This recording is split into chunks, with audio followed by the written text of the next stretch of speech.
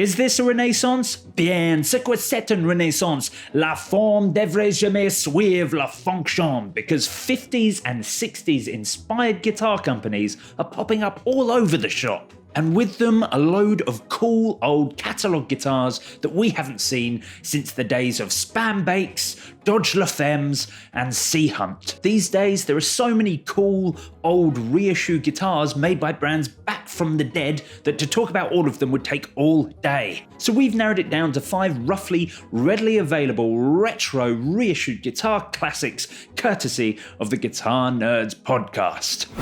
The Guitar Nerds podcast is the world's #1 guitar podcast, so tune in every week for a free hour-long episode on Spotify, the Apple Podcast app, or any major podcast app.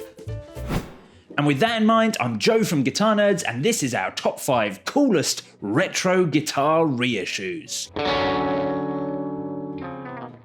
Remember Silvertone, the Sears catalogue-specific arm of Danelectro guitars? Well, they're back, that's right. Founded in 1915 and originally the department store subset brand for all Sears manufactured phonographs and radios, Silvertone soon became every aspiring guitarist's go-to. And a damn sight cooler than the Squier Affinity Strat that you have to get these days. Silvertone guitars have stood the test of time as being some of the coolest, vibiest retro guitars on the planet, but as the company was abandoned in 1973, it's left collectors to wrestle over the remaining viable models. Fortunately, in 2013, after being purchased by Samick, Silvertone Classics returned with a load of super cool retro reissues from the original catalogue. But as we have to pick one, how can we not mention the Model 1449, a reissue of an instrument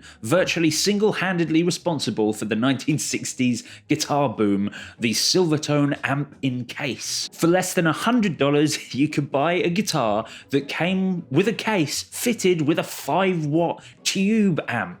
So you had everything you needed in one very convenient, very carryable package. The 1449 was the rarest instrument to be included in the amping case, as it was the 2 pickup version and was only made for 2 years. Now available in black silver flake with its big boat oar headstock, the Silvertone 1449 is a slice of cool straight out of an old Sears catalogue.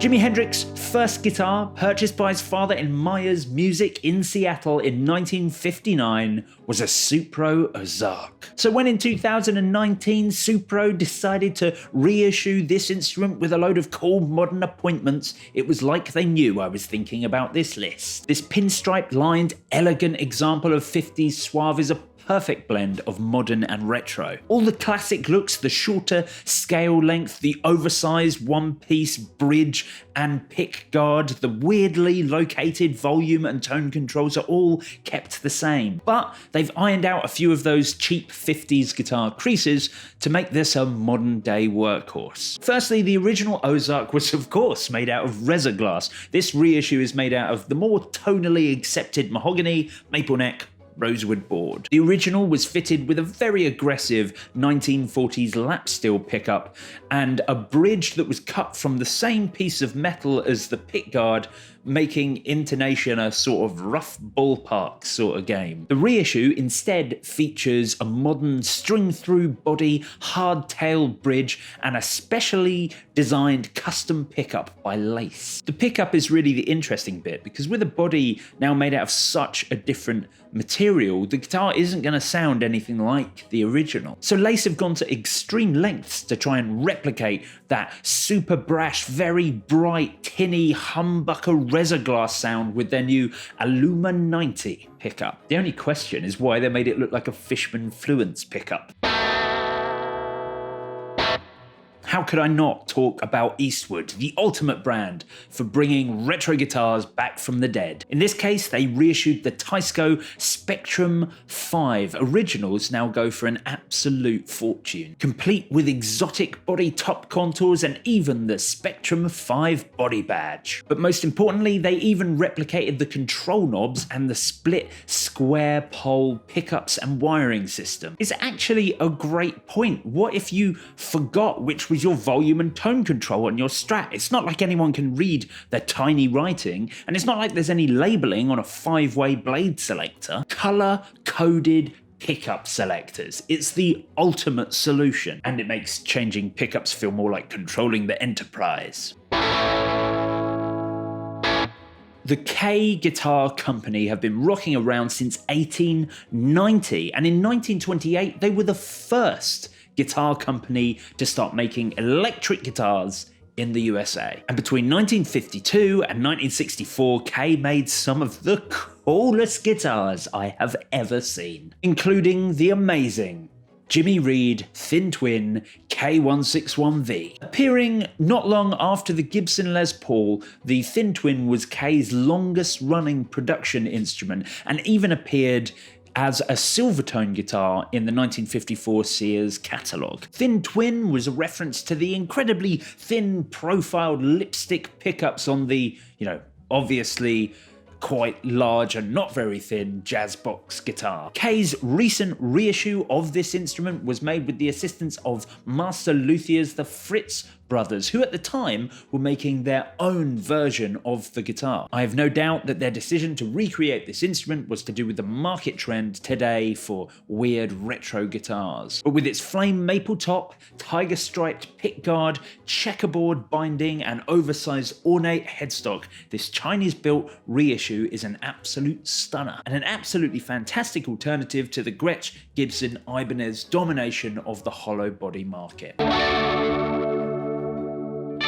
Ever since the Rolling Stones have been painting doors black, sitars have been cool, and none more cool than the Danelectro Coral Electric Sitar. Complete with a set of resonating sympathetic strings and a Goto buzz bridge, the crazy looking, cracked leather style finished, clear perspex plated Coral Electric Sitar is one of the coolest and weirdest sounding electric guitars on the planet. And thanks to Danelectro, it was recently reissued in a very small volume. This isn't a cheat. I mean, to be honest, I would rather have awarded this to the gorgeous gold sparkle finished Italia Medina sitar. But whilst the Italia is an amazing instrument and probably the coolest looking electric sitar you can buy on the market today, it was only loosely inspired by the Coral sitar, whereas the Danelectro is the real, weirdly shaped deal. The Coral sitar, originally played by Jimi Hendrix, is strung with 6